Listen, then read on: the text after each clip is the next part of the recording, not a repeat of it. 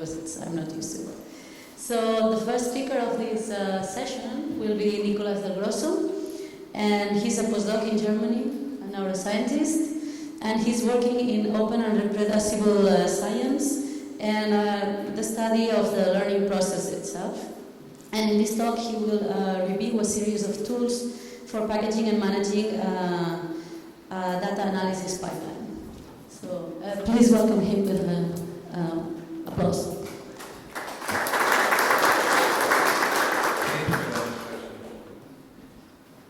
So last year, I finished my PhD, finally. I was working, in my PhD, I was building a virtual reality system for doing behavioral experiments in rats. We wanted to see how the brain changed when they're first exposed to virtual reality environments. And everything we built was custom made in the lab with Python. That meant that the projector had to be correctly calibrated to our motion tracking system. That meant our 3D graphics had to be reliable and had to be accurate.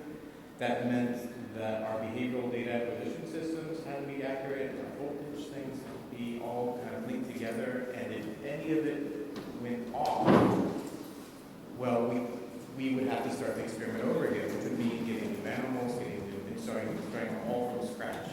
There was a lot of pressure to make sure that the system would work well the first time, and if in the middle of an experiment, in the middle of a 2-month experiment, something went down, that we could go back up and get it working the next day, so that way nothing was interrupted. And that worry, that stress about making sure that things were reliable, kind of pushed us to be productive and make sure that we were doing things right from the very beginning. And over time, those habits that I learned while learning Python and while building this system started carrying out onto other parts of my life. And I want to share some of those habits with you, and some of the software tools that exist now that are built to encourage those habits. And a lot of those tools all come under the heading of DevOps. Now you might have heard about DevOps, you might have some ideas about what it means, but this is what I'm going to kind of summarize in terms of what DevOps is. In its initial form, it's a management principle. It's taken from the Lean community and applied to software. It's about how to encourage the scientific method and think about steps and how long steps take and how subsystems interact in order to stay productive. It's also the observation that although all steps in a system contribute to the same goal, if each step is only thinking about their own step, whether that's a department, for example, the developers or the operations department, and not about the entire goal, then there's a lot of wasted effort that happens. For example, maybe a development team might be pushed towards a deadline to release some software to operations to deploy, and deploy might find a bunch of bugs in there and then send it back. But because developers already are working on the next project, there can be additional delays and additional problems. By giving developers the responsibility for their own deploys, operations teams in DevOps environments are encouraged to build tools that make it easier for the developers to do that. That means that everyone is working together to think about the end goal. In science, the goal is to build knowledge.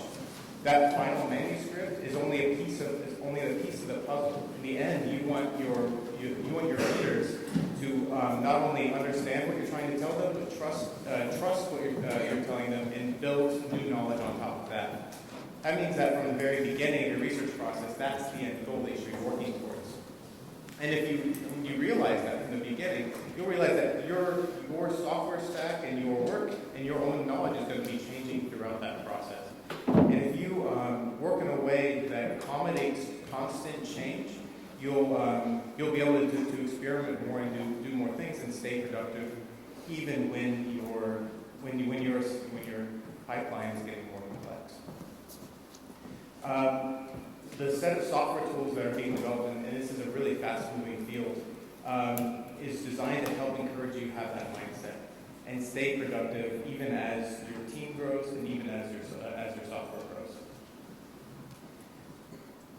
In the end, a lot of science now is software-based. You can't show someone a figure or a graph now without their having belonged to the software that touched it. And that recognition that your software is part of your science makes everyone a software developer on some level. That means that everyone has to be able to trust their own software the same way that they trust their web app skills. And that's become a really important kind of takeaway for a lot of young scientists and a lot of new labs. I'm not going to cover today things about site reliability engineering. If you get a DevOps job these days, usually means you're going to be managing clusters or doing high-performance computing or stuff in the cloud. Most of the people I work with don't have to worry about that. In general, I don't have to worry about that. If my code takes 2 days to run, it's sometimes not even a big deal, even if it's running on a DT laptop. At some point, though, all code will have more and more demands placed on it, and that becomes useful. It's also not going to be a management topic, even though that is where all this is coming from. We'll leave that for another day. Instead, we're going to talk about tools. All right. And let me just give you an example of how a tool can encompass all the ideas of the DevOps. Git, for example, version control systems were a life-changing thing for me, and I'm sure for many of you. When you use Git, you are saving a folder in time. You're making a snapshot of what that folder's state is. And every time you make one of these snapshots, you build a whole timeline of these snapshots. That's great because it allows you to be able to undo and go back in time. If you can undo, it means that you can always try new things. And that means as your code gets more and more complex, you don't have to stress about maybe breaking things. Now with code, every time you touch the keyboard, you're breaking your code. So you should be pretty confident that your code is going to continue to work at the end of the day. Having a big undo button is a big feature. You can also explore and try out different timelines. Maybe you want to save a whole week's worth of work and maybe say, yeah, I'm going to go undo and try something else. That's a huge deal when it comes to exploring and improving your code. Over time, when people start using version control systems, they start making more and more snapshots, more and more commits. And what that does is change version control systems from a backwards-looking tool, this is what I did, a tool, to this is what I plan to do tool.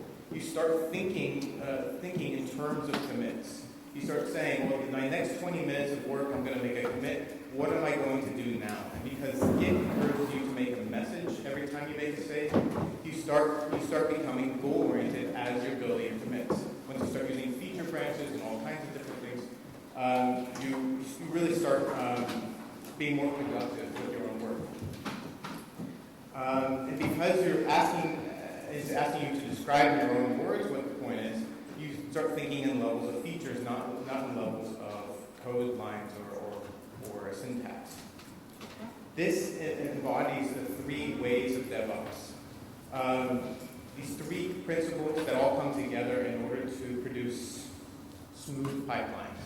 The first one that usually has to happen in a new organization is to build smooth forward flow. Make sure that you're always going from beginning towards your goal. Anytime you have to go back in your work, you create extra effort, extra unneeded work. And so that's something that you always want to be able to do. You also want to be able to make it smooth. That means that you can divide your work into smaller and smaller steps and get more and more feedback when those steps go wrong. It also means less wasted effort. If a step goes wrong and it took all week for that code to run, you're going to lose that week when you're trying to fix that thing. So creating work that has a smooth progress bar is really important. Increasing feedback loops is the second way.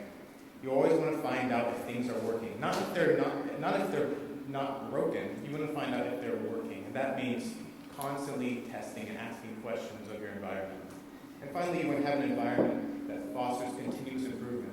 That means that if someone sees something they want to change, they should be able to do it and feel good about it. All right. That means having an environment where people can constantly be looking for things to improve and kind of raise the bar over time. I'm going to walk through an example project of a data analysis where we start walking through those 3 ways. In the first way with smooth forward flow, we're going to build a project that starts from the very first folder and produces a pipeline that can be run by anyone after publication. Okay? Some of these tools are going to be familiar to you, some of them maybe not. And what I find is that a lot of people are kind of not willing to use these tools until they're sure that they have something that they're willing to use. And hopefully at the end of this talk, you'll be able to see that they're useful, even especially when you're not sure where you're going to go. So that way you can always be improving things. So the way I've got this laid out, on the left, I'm going to have the folder structure. This is going to be continually growing as we're adding more and more files to our project. And on the right, I'm going to have a preview of the README file. That README file is the first file that you always create when you're doing a project. And the reason for that is because it acknowledges that the goal of most software and the goal of science is for someone to do something with your software. It's no good making a feature that no one uses. It's no good making this great button if no one presses it. Sometimes I'll have squares here that show detail of what's actually inside a file so you can see some syntax and get familiar with it. And on the right, I'll have a preview of what the rendered READMEs look like. The first step when making a README file is always to state the goal of your project. That's what you're doing. You're saying, this is what I want to do, and you commit it. As soon as you commit, you're internally deciding that this is something worth tracking. Okay, and that's a big step, but it doesn't take very long. Now, TXT files don't have very much information. Markdown and RST, that's where it's at. That lets you get some extra section headers and really nice looking documents. You can even stick images and equations into your README documents and have it look really nice. For example, my README file currently contains the goal and even the code that is supposed to run in order to achieve the goal. On the left side, you can see the equivalent markdown code. This is kind of cool because not only can a person read this and understand kind of what's supposed to happen, it can also be run by the computer. There's a tool called CodeDown that will extract this code and just run it. I mean, this README file could be your entire data analysis pipeline. Of course, usually you'll have it inside a single file, and that means having that button, that this is how you run my analysis button, be in your README file, telling how to get that running. And of course, we're at a Python conference, so getResults.py has some basic Python code. The problem is that code won't run necessarily on everyone's computer. It needs pandas at the very least, maybe NumPy and Matplotlib as well. That means that in your README file, you need to assist someone, tell them how you got to that point where that code worked. That means having a section of how to install it. That should go before you run the analysis code.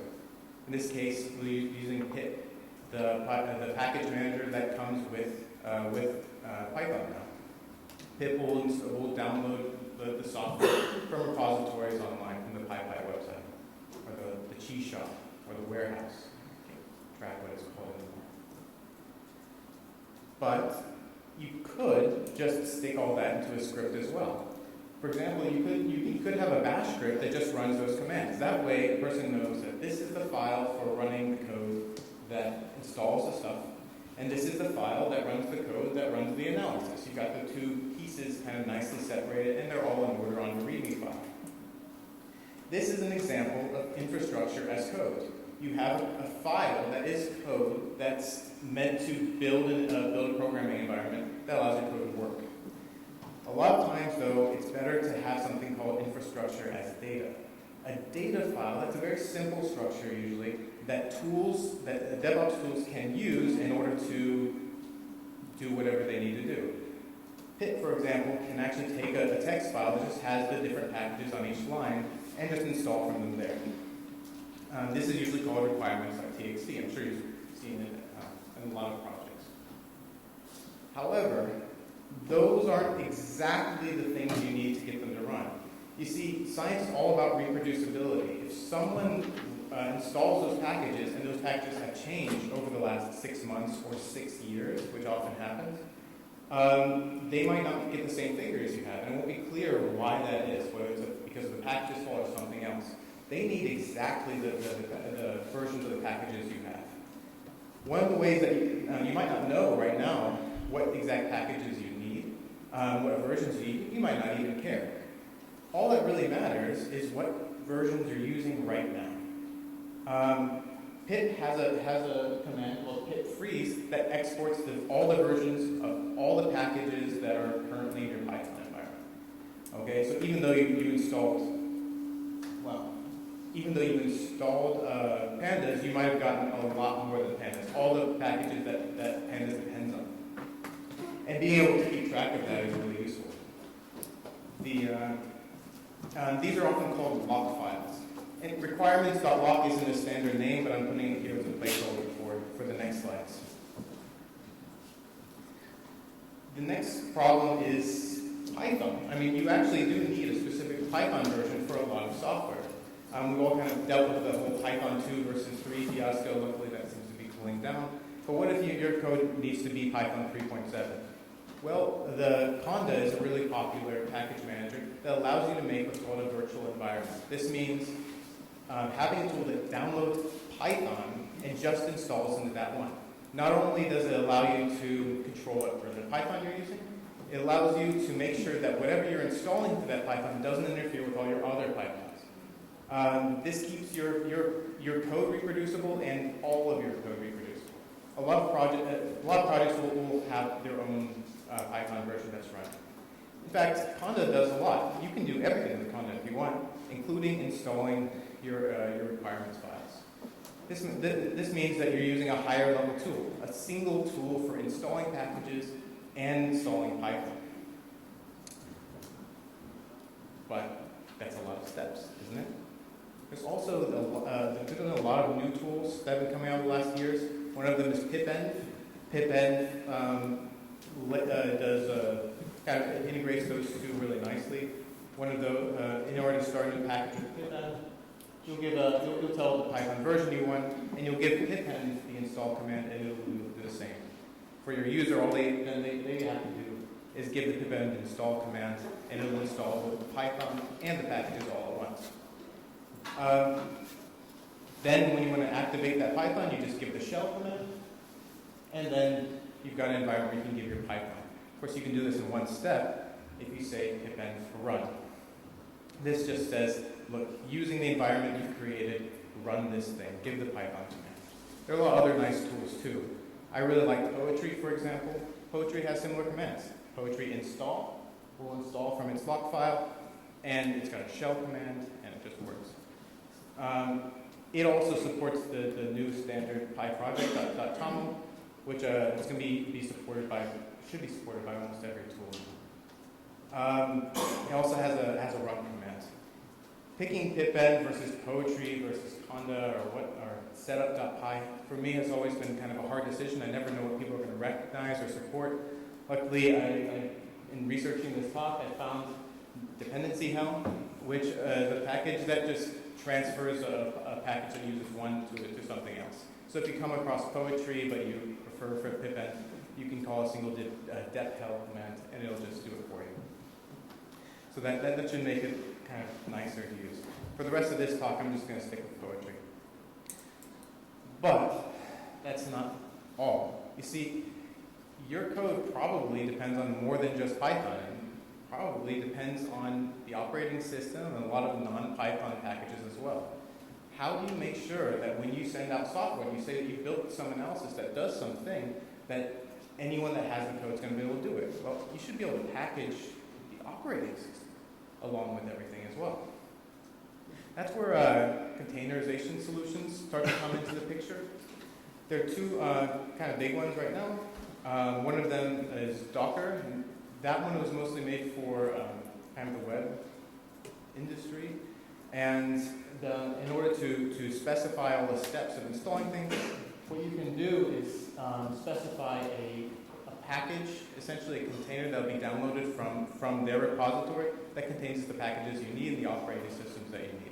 Then you can give a few commands of how to set up the environment. Finally, you can even give a command that should automatically be run when that image is run. For scientific analysis, usually Singularity is a little bit better. One of the reasons is because it's made to be a little more inclusive of your directory, so you don't have to manage as much. It's also a little bit more secure, which allows it to be run on academic clusters. That said, it supports Docker. So if you already know that there's this Docker image that's really good, you can just, in your Singularity recipe file, you can just say, download it from Docker. These are the files that you should copy into this computer that we're making. And these are the things that should be installed under this post command. Once you've got that, all you have to do is build the project. You build this image, and then someone else can download it, give the shell commands, and just run, just like normal. It's like they're connecting to a remote computer that's running just on their local computer. If you give a run script command, you can even give a run command, and it'll just run the default file. That means all a person needs is your single image, and to know to click the run button or type the run button. We're starting to get a bunch of files over here. Let's add some more. Because your data analysis depends on your data too. If they don't have access to your data, they can't reproduce your figures. They can get their own data, but at that point you're doing replication, not reproduction. Where should your data go? Well, this is a big topic, and actually there's a lot of different solutions out there. Renku, Jin, Quilt are all different kinds of implementations of this idea that you should manage and version control your code, but at the same time be able to support large data sets. I'll leave it to the speakers today at the conference to tell you more. I just learned about Renku this week, and I have to say I'm really impressed with all the work that they've done there. But no matter how you do it, you're going to have some folder that's got your data, and you need to be able to tell your code how to access that data. One of the simplest things you can do is to separate your data repository from your code repository, and just tell your container where the data is when you decide to call run. That's what this b for bind command is for. You say where your data is found on your computer, and you tell it to make a make a folder inside the computer that's going to link to that data folder on your outside computer. In this case, the analysis is looking for some data in this /data folder. So what you can say is, well, I have a data folder, and you should map that to this /data folder. If you copy the data, though, into the container, let's say right after you publish, well, then you don't need to do that at all. You'll have copied all of your data with this files command in your Singularity recipe, and then now you have all of your data and all of your code and all of your computing environment in just one file. I think that's really nice. All of these, so if you come to a GitHub project and you see a bunch of files when you first come to it, sometimes people, when they first encounter it, this can be overwhelming. Hopefully now you see that these files are actually meant to help you be more productive with it. In any case, you should be able to go to the README file and get right there. In this case, all of these base files are just meant to build your environment. And here we got our code where I can get results. But that's a problem. Get results is one big file that's containing my entire analysis. Why don't I batch it up smaller? In fact, inevitably, as I was doing my data analysis, it grew. I wrote more and more code because I had more and more things that I wanted to do. I want to show you how some of that refactoring process went so you can get a sense of some of the problems that come when your code grows. This is this example code. It's doing three things. It's pre-processing the data, it's reading in some data and writing out some new data. It's making a histogram for each of the data set, and it's making a figure that combines all the data sets together. Now, I had a problem with this. As I got more and more data, it started to fill my memory, and suddenly the computer crashed. It couldn't handle it. So I knew that I needed to change things.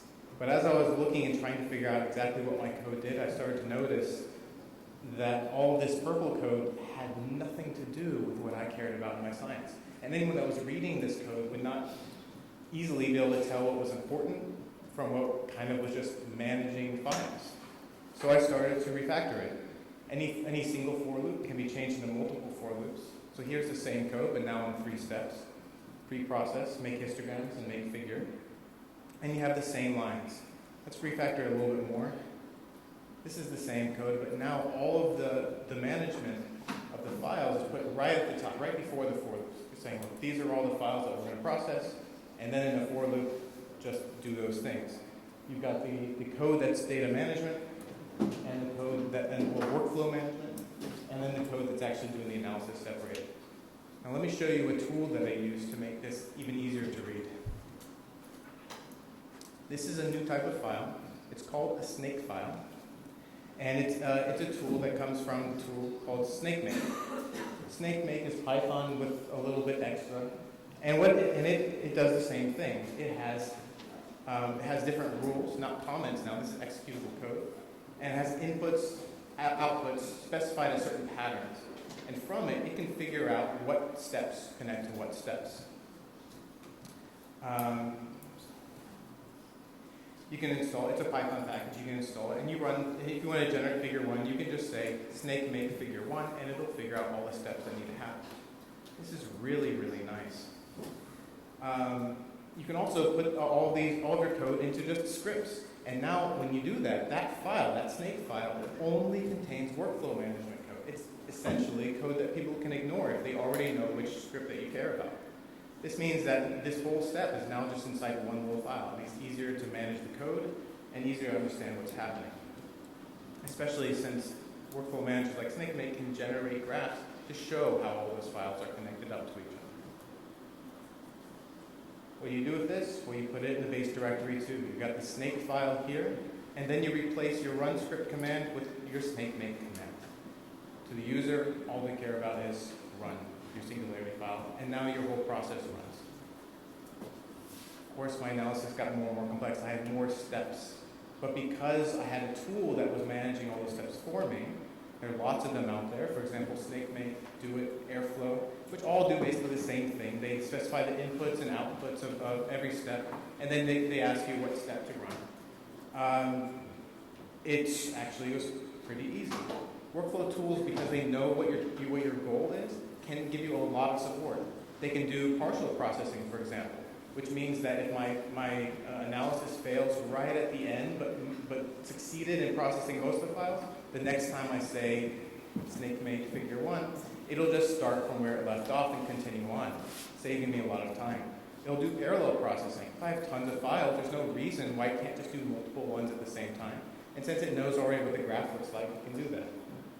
It can glue multiple languages together, which means Bash and Python all can go together. That's where the scientific file system comes in. You see, a lot of containers are built to support just kind of one entry point. But this project provides multiple entry points. And SnakeMake and Singularity both recognize this new specification. It allows you to add apps to a file, and even specify help text and the names of different apps, and even specify different installation instructions for different types of analyses.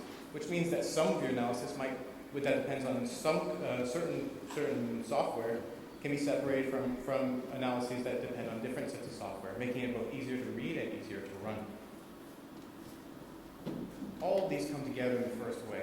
We talked about README files as the very first step, that goal person that's going to read the code and have it run to them. Version control systems to allow you to make new goals along the way and get further and further forward. And if you find yourself going the wrong way, to reverse a little bit and then go in a new way. Package managers, environment managers, container systems to download all kinds of dependencies. And workflow managers to control your code and focus on the pieces that you care about and in context of the system that you care about. Of course, there are more ways, and I don't have time to go through them.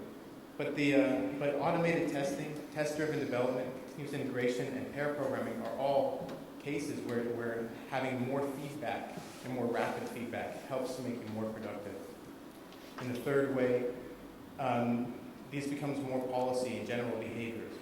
Opportunistic refactoring, pair programming, chaos monkey testing, which means actively trying to break your code in order to make it stronger, and opportunistic testing are all factors. If this seemed too complex, think about the Jupyter Notebook. the Jupyter Notebook embodies all of these different ways at the same time. It allows you to specify your dependencies, glue together code, and have a whole pipeline together with readable text, all in the same file. And DevOps tools like Binder allow them to create containers that deploy those things. As the DevOps community matures, so too will these tools and become even easier to use. Thank you for your attention, and here's some books I recommend on the topic.